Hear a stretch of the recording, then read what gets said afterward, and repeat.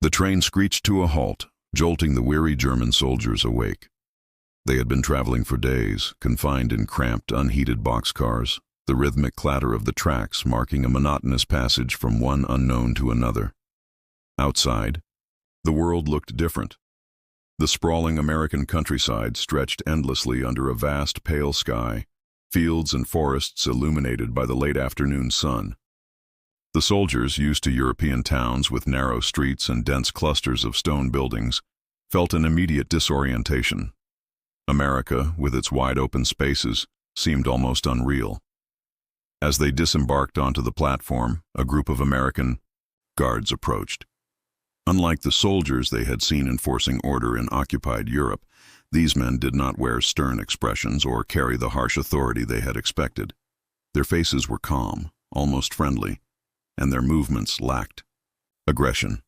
The Germans instinctively stiffened, eyes darting, hands tightening on the straps of their worn backpacks. They were trained to anticipate hostility. But here, for the first time, it seemed unnecessary. "Welcome," one of the Americans said in careful German, his pronunciation halting but deliberate. "You will be taken to your quarters now. Meals are provided. Respect the rules, and life here is safe." The words hung in the air like a strange promise. The prisoners exchanged confused glances. Safe, meals provided, a life of relative security while they were imprisoned. This was not what they had imagined when they had surrendered. Many had expected a different reality: harsh punishments, backbreaking labor, the constant fear of abuse. Yet here, there was only calm, organized procedures, and a surprising absence of hostility. The march to the camp revealed more wonders. Wooden barracks lined the grounds, each surrounded by neat fences and clean paths. Gardens bloomed in the corners of the compound, their colors vivid against the brown earth, and trees provided shade along walking paths. The prisoners were assigned bunks, each a simple cot with a clean mattress and a blanket. For soldiers who had endured the chaos of war, where mud, blood, and disease were constant companions, this level of care seemed almost luxurious. One young soldier, Hans, could hardly believe what he saw. He had spent months on the Eastern Front, witnessing friends fall in endless fields of snow and mud. The idea that anyone could be treated with civility while being a prisoner of war seemed almost sacrilegious. He whispered to a fellow prisoner, "Is this really how they treat us?" The friend shook his head, equally bewildered. "It must be a trick," he muttered. "They are hiding something." The first meal at the camp confirmed their suspicions, or rather, challenged them further. A long table was set with steaming bowls of soup, fresh bread, and slices of meat. The soldiers ate in silence at first, suspicious of the generosity. Some nibbled cautiously, expecting poison or some hidden insult. But as the warmth of the food filled their stomachs, suspicion gave way to a quiet relief. This was food. Proper food. Not the cold rations of the front. Not the half-rotten scraps scavenged from bombed-out towns. Even the guards' demeanor was unexpected. They walked among the prisoners, offering assistance when needed, answering questions with patience. They laughed at the soldiers' broken English, smiled when the Germans stumbled over American idioms, and treated them as human beings rather than mere captives. This simple humanity was more disarming than any weapon the prisoners had faced in battle. Over the next few days, as the soldiers settled into routine, astonishment became a constant companion. There were rules, of course: lights out at a set hour, orderly cues for meals, work details. But the rules were reasonable, applied evenly, and explained clearly. Work was assigned, not forced. Recreation was available: a library stocked with books, sports equipment, and even a small theater, where performances were occasionally staged. The soldiers could read, write, play, and talk freely within the boundaries of camp regulations. It was during one of these days, while exploring the camp under a sky streaked with pink and gold, that the first rumors began to circulate among the prisoners about letters. "They let us write to our families," one soldier whispered in awe. "And freely. No censorship, they say." Hans laughed nervously. "Freely? That's impossible. Why would they trust us with that?" The very idea contradicted everything they had been taught about the enemy, about captivity, about war itself. The notion that they could communicate openly with loved ones across an ocean seemed like a cruel joke, or an unimaginable act of kindness. That evening, Hans sat on his bunk, staring at the small piece of paper provided for correspondence. He held a pen in his hand, trembling slightly, the enormity of the moment pressing upon him. Writing a letter should have been a mundane act, yet here it was, revolutionary. The words he chose were careful but heartfelt, reassurances of survival, a promise to stay strong, an attempt to bridge the chasm of distance and war. As he sealed the envelope, a strange mix of hope and disbelief settled over him. Could it be that, even as prisoners, they were trusted with the power to maintain their humanity? Sleep came fitfully that night. Hans dreamed of home, of fields and rivers, of his mother's gentle scolding, of laughter echoing in familiar rooms. He awoke to the clatter of morning routines, the aroma of fresh bread, and the realization that life in America, even as a captive, was incomparably different. From the chaos he had left behind, astonishment had become the norm, a quiet, constant companion as he and his fellow soldiers began to navigate a reality that defied expectation. And so, amidst barbed wire and watchtowers, a strange freedom began to take root. The soldiers could not yet fully understand it, could not reconcile it with their experiences in war, yet it was there. A freedom expressed not through power, but through trust, courtesy, and the unexpected humanity of strangers. The following morning, Hans and his fellow prisoners gathered at the small administration building where a camp clerk handed out stacks of stationery, envelopes, and ink pens. The soldiers stared at the supplies in stunned silence, their fingers brushing the crisp paper as though touching something sacred. "Write carefully," the clerk instructed. "No need for secrecy. Your letters will go exactly as written." His calm tone only deepened the prisoners' disbelief. Writing without censorship was a concept so foreign that many of them struggled to grasp it. Hans sat on a worn wooden bench outside, the envelope poised in his hand. He looked around at his comrades, some pacing, some hunched over their papers, others simply staring at the horizon. Each soldier wrestled with the enormity of the opportunity before them. To reach home, to touch the lives they had been separated from for months, maybe even years, was both exhilarating and terrifying. The pen felt heavier than any weapon they had carried on the front.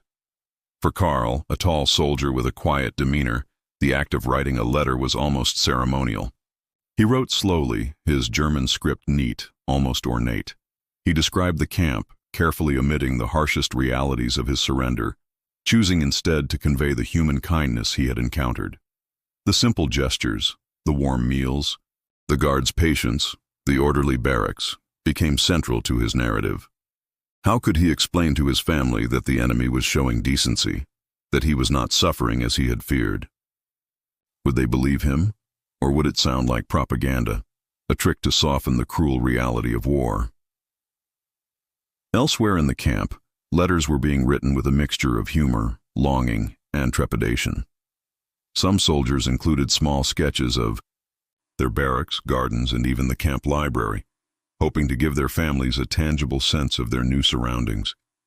Others poured out their emotions, recounting memories of home, childhood, and old friendships. The act of writing became cathartic, a bridge spanning oceans and political divides, connecting hearts across unimaginable distance. As the letters were collected and sent, a ripple of anticipation spread through the camp. Would the letters reach home? Would their families respond? Hans felt both fear and hope in equal measure. He imagined his mother's face as she opened his envelope, the trembling of her hands, the tears he had not yet allowed himself to shed. Every word on the page carried a weight he could not measure. To write freely was to confront the fragility of their lives, the precariousness of survival, and the enduring power of human connection. Days turned into weeks, and replies began to arrive. Mail call became an event of quiet reverence. Soldiers lined up, each clutching the envelopes that had crossed the ocean, that had survived a world at war, to reach them. Hans tore open a letter from his sister and read it under the shade of a nearby tree. Her words were simple, filled with concern and affection, but they carried an intensity he could scarcely process. She wrote of daily life back home, of neighbors, struggles of hope and fear, of prayers whispered in the night. For the first time since being captured, Hans felt a deep connection to the world he had left behind. The letters also brought stark reminders of the war's devastation. Some families had lost homes, some had lost loved ones, and the news struck like a physical blow. Soldiers read with clenched jaws, eyes wet, hearts heavy. They were thousands of miles away from the front, yet the war's shadow extended into every page. In sharing their own experiences and receiving the news from home, the prisoners were forced to reconcile the dichotomy of their lives, the humane treatment they received in America versus the relentless suffering and destruction elsewhere. Over time, the act of writing letters became a daily ritual. Prisoners would rise early, draft, revise, and seal their missives with meticulous care. The process gave structure to their days, a rhythm of reflection and expression that was otherwise absent in captivity. They began to discuss the content of their letters in hushed tones, sharing advice on how to reassure parents, siblings, and children, how to convey hope without falsifying reality, how to preserve dignity while acknowledging fear. Through this correspondence, a subtle transformation occurred. Soldiers who had once measured time by gunfire and march orders now measured it by mail delivery. The exchange of letters fostered a sense of responsibility, a recognition of the ties that bound them to a world beyond the camp. It was a freedom of spirit, even more potent than the physical liberties allowed within the fences. Hans marveled at this paradox, imprisoned, yet in many ways liberated, separated from family, yet intimately connected through the written word. One evening, as the sun dipped below the horizon and cast the camp in soft shades of orange and violet, Hans lingered after mail call, holding a letter from his mother close to his chest.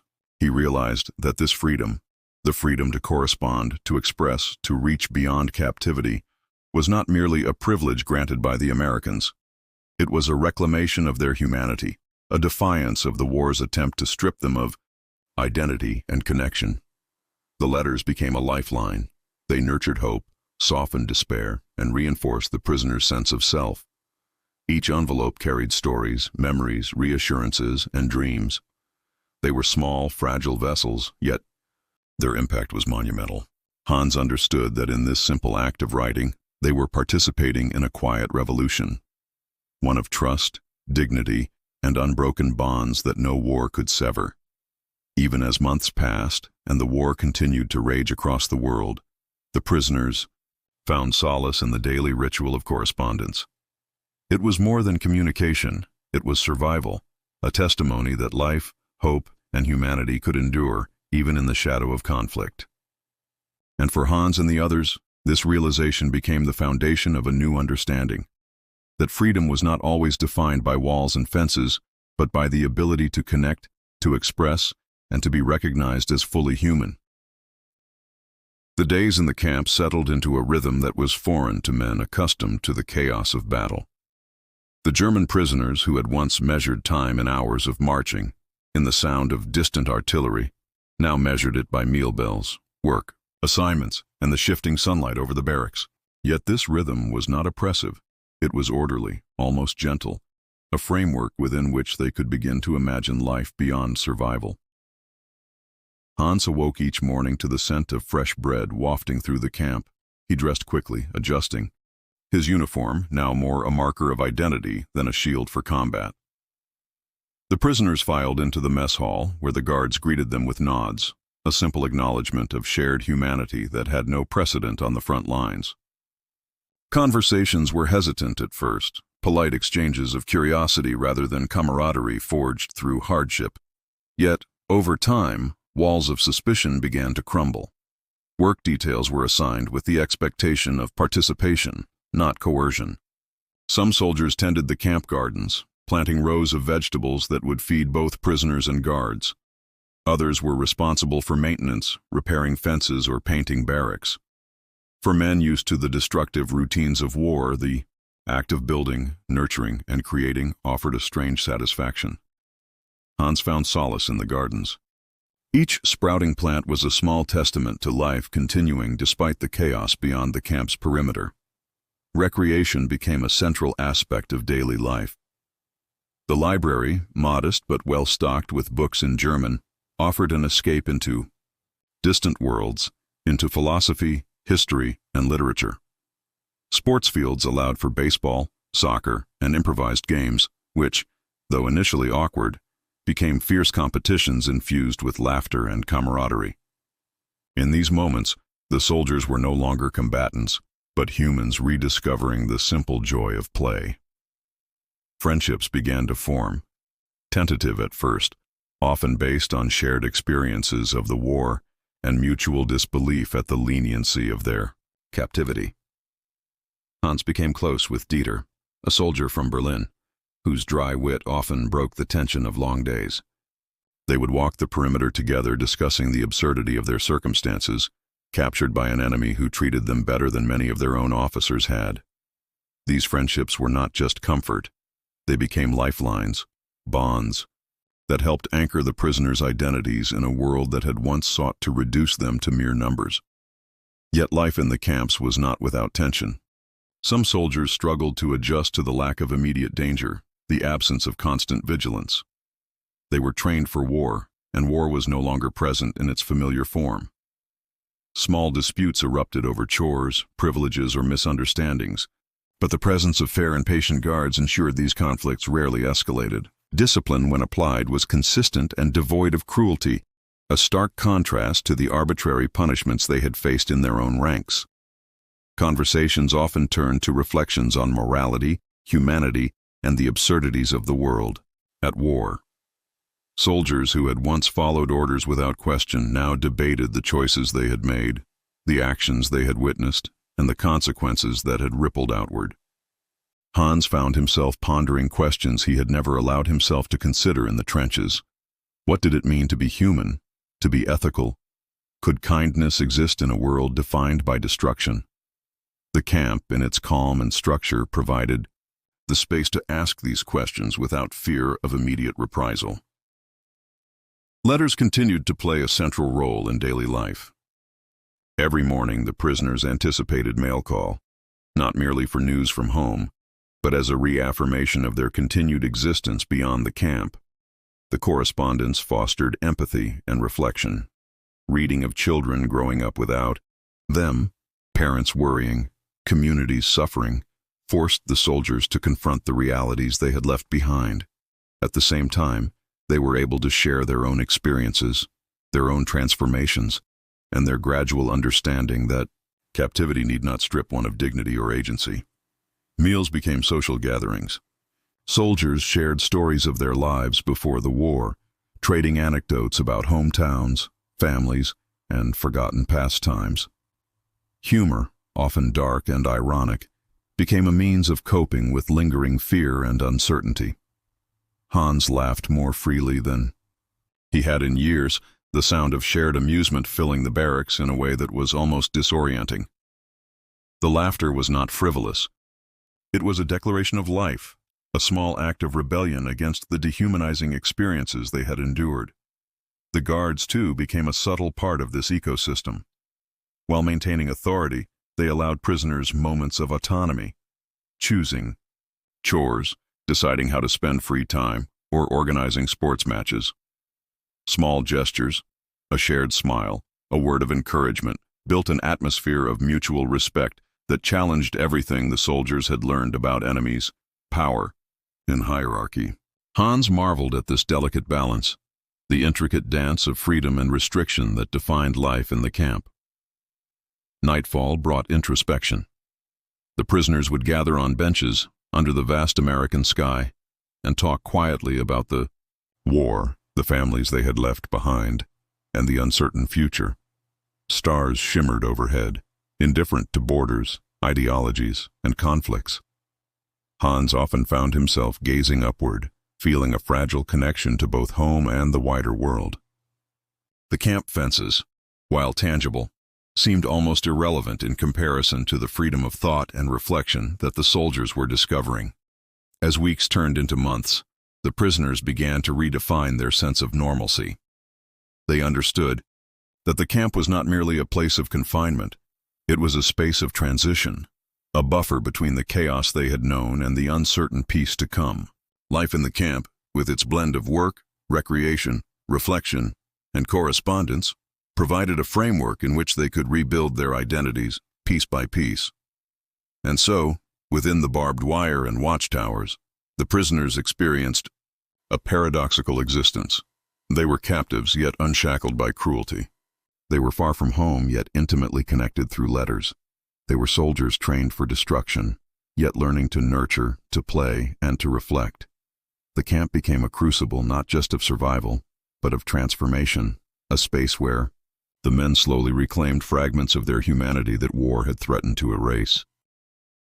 The letters from home became a lifeline, but with each envelope came a mixture of hope, sorrow, and revelation that challenged the prisoners in ways they had not anticipated. By midsummer, Hans had received nearly a dozen letters from his family. Some were filled with warmth and reassurance, detailing small victories over scarcity and hardship, the harvests in their village, the birthdays of children, and the persistent hope that he would return safely. Others, however, carried the weight of grief. The death of neighbors, towns destroyed, friends conscripted into service and never returning. Each letter was a shard of the world beyond the camp, a reminder of everything they had left behind. Dieter, Hans's closest friend in the camp, read a letter aloud one afternoon, his voice trembling with emotion. It was from his younger sister, who had learned to tend the family farm in his absence. She wrote of long days of labor, of nights spent comforting a mother who never stopped worrying, and of a town that was slowly rebuilding after bombings. As Dieter's voice quavered, Hans and others listened in silence, the words binding them in a shared empathy that transcended individual suffering. The letters had become more than communication. They were a mirror, reflecting both the devastation of the war and the enduring resilience of the human spirit. Some letters were cautiously optimistic. Parents and siblings urged the soldiers to take care of themselves, to eat properly, and to preserve their health for the uncertain future. They recounted news of neighbors, the arrival of supplies, or the efforts of local authorities to maintain some semblance of order. Yet even in these hopeful accounts, there was an undercurrent of anxiety. Families lived under the constant shadow of the war, aware that every day could bring loss, and their letters carried this tension like a silent tremor beneath the surface of each sentence. For Hans, the letters ignited a new awareness of the war's reach. He had imagined that surrender had insulated him, that America was a world apart, and that his removal from the front meant freedom from constant fear. But the words of his family reminded him that war was not confined to the battlefield. It existed in every village, every street, every household. Even the faraway safety of the camp could not erase the devastation that had touched his life and the lives of those he loved. As the prisoners exchanged letters and stories, a sense of shared responsibility grew. They discussed the content of their incoming mail with care, interpreting the nuances, debating what to share in return, and considering how to comfort or reassure their families. Writing became a moral act, an exercise in empathy. Every sentence was measured, every word weighed for its emotional impact, because they understood the profound influence a letter could have on those reading it thousands of miles away. One day, a particularly heavy letter arrived for Hans. It was from his father, detailing the loss of a childhood friend, the destruction of a local school, and the struggle to maintain work and sustenance. Hans read it in silence, his stomach twisting, as he traced each word. The war had taken more than land or possessions. It had seeped into the core of his family's life, leaving scars both visible and invisible. For a moment, the camp's calm seemed surreal, a fragile bubble against the backdrop of ongoing suffering. Yet he also felt a renewed sense of purpose: to endure, to write, to maintain a connection, and to preserve hope. The prisoners began to recognize that letters were not just messages. They were lifelines, vessels carrying the emotional weight of both ends of the conflict. They connected the daily routines of camp life to the broader reality of the world, reinforcing their humanity in a way that mere survival could not. Writing. Home reading replies and discussing the contents with one another became integral to their existence, providing structure, comfort, and clarity. Some letters brought surprises, stories of resilience that astonished the soldiers. They read of neighbors who had transformed bombed-out streets into gardens, of teachers who continued educating children in basements and cellars, of communities that refused to surrender hope despite the devastation around them. These accounts inspired conversations among the prisoners, debates about endurance, and reflections on the human capacity for survival and adaptation. Hans found himself quietly proud, not only of his family but of the collective strength of the people in his homeland. Yet not all letters were comforting. Some carried urgent pleas for assistance, subtle requests for advice, and the quiet despair of those left behind. Soldiers grappled with feelings of helplessness, frustrated that their physical distance rendered them unable to act. They compensated by writing longer letters, offering guidance, encouragement, and emotional support. Each word became an act of presence, an assertion that they were still participants in the lives of their families, despite the miles and months of separation. As weeks passed, the emotional toll of the news weighed heavily on the prisoners, but it also forged a sense of unity within the camp. The shared experience of reading, interpreting, and responding to letters became a form of communal bonding. Men comforted one another, discussed strategies for conveying hope without falsifying reality, and shared stories that balanced tragedy with humor, sorrow with resilience. In this way, the letters became an invisible bridge, connecting the camp to a world both devastated and persevering. Hans realized that the power of these letters extended beyond mere information. They were instruments of transformation. They altered perceptions, deepened empathy, and reshaped the prisoner's understanding of home, family, and identity. The correspondence forced the soldiers to confront not only the consequences of the war, but also the enduring capacity of humanity to survive, adapt, and maintain connections across even the most impossible distances. One evening, as the sun dipped, behind the trees and shadows lengthened across the barracks, Hans held a bundle of letters close to his chest, feeling the weight of their worlds. Each envelope was a testament to survival, hope, and the resilience of the human spirit. In the quiet of the camp, amidst fences and guard towers, Hans understood that these messages had transformed captivity into something more profound, a space where the prisoners could reflect, empathize, and reconnect with life outside their confinement. Through the letters, they were not merely surviving, they were living, thinking, and feeling in ways that transcended the barbed wire and the war itself.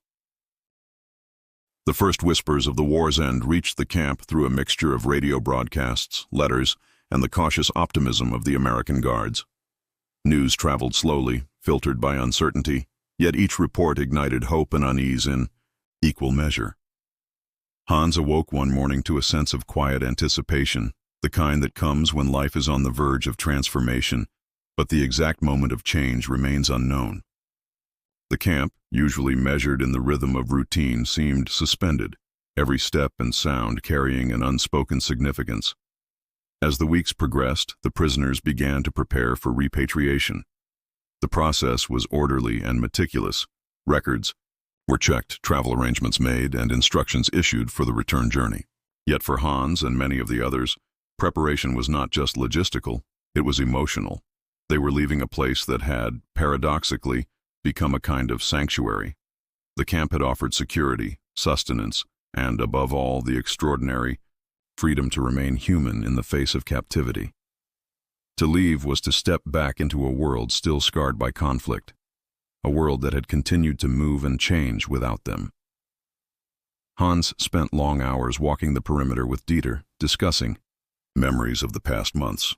They laughed at the absurdities they had encountered, the moments of unexpected kindness, and the shared experiences that had bound them together. They spoke quietly of letters, of the families who had endured hardship, and of the strange, enduring bonds forged across oceans of paper and ink. These reflections were tinged with melancholy. The camp had been a microcosm of life, a bridge between the horrors they had known and the uncertain peace ahead. Farewell ceremonies were simple, devoid of grand gestures, yet they carried profound weight. Guards shook hands with prisoners, exchanged quiet words, and offered small tokens of goodwill. A nod, a smile, a pat on the shoulder. It was a departure marked by respect, not ceremony, a testament to the humanity that had permeated the camp from the very beginning. Hans felt a surge of gratitude and disbelief. He had expected hostility, fear, and resentment, yet what he carried with him was the memory of decency, trust, and shared understanding. The journey home was surreal. The train that carried them back to Germany moved through landscapes both familiar and changed, towns and villages bearing the scars of bombardment and neglect. Soldiers peered from the windows, reconciling the beauty of the countryside with the devastation left in the wake of war. Conversations on the train were hushed, reflective, often punctuated by letters read aloud, reminding the group of the ties that had sustained them through captivity. Each mile traveled was a reminder of the distance not only between continents, but also between who they had been and who they would become. Hans thought often of the letters he had written and received. They had been more than messages. They had been lifelines, confessions, reminders, and testaments to enduring love and hope. In many ways, the correspondence had prepared him for the homecoming, keeping him tethered to the lives he had paused, but not abandoned. He wondered how much had changed in his absence, how much grief and resilience had reshaped his family, his friends, and himself. Re-entry into Germany was both comforting and jarring. Familiar streets and faces greeted the returning soldiers, yet everything bore the subtle weight of loss and recovery. Some towns had rebuilt partially. Others remained broken, with empty spaces where neighbors and buildings once stood. Families reunited with a mixture of joy, tears, and cautious reflection. Hans embraced his mother, holding her tightly as if to bridge the years and miles of separation in a single trembling gesture. The letters, once a fragile connection, had become a foundation for renewed presence, anchoring the soldiers in a reality that was both new and familiar. In quiet moments, Hans reflected on the paradox of his captivity. The war had removed him from home, yet it had also provided an unexpected sanctuary. Within the fences of the camp, he had discovered humanity in unlikely places, experienced freedom in the constraints of imprisonment, and learned the enduring power of empathy and trust. These lessons, more enduring than any battlefield experience, were the legacy of his time in America, a legacy written not in conquest or survival, but in correspondence, kindness, and reflection. As he reunited with friends and family, Hans also felt a sense of responsibility. He had witnessed the possibility of humane treatment, of trust and dignity in times of conflict, and he carried with him a vision of a world that could be different. He spoke often of his experiences in the camp, of the care with which guards treated prisoners, and of the astonishing freedom to write, to connect, and to maintain one's identity. These stories, recounted with honesty and humility, became part of the larger narrative of survival, resilience, and hope. In the end, the war had taken much, but it had also given an unlikely gift, a deeper understanding of humanity. Hans recognized that the true measure of freedom was not only in movement or absence of chains, but in the ability to think, feel, and connect, even in captivity. The letters, the friendships, and the lessons learned within the camp became treasures that no conflict could diminish, enduring long after the fences were gone, long after the soldiers returned to their homes, and long after the world began to rebuild. Hans walked through his village one evening, the sky painted in shades of pink and gold, much like the first day he had arrived in America. He paused by a familiar tree, feeling the wind on his face, the scent of earth and growing things. Memories of the camp, the letters, and the kindness he had encountered mingled with the present, creating a tapestry of resilience, hope, and enduring humanity. He smiled, knowing that though the war had shaped him, it had not broken him, and that in the quiet power of correspondence, compassion, and reflection, life had not only continued, but flourished.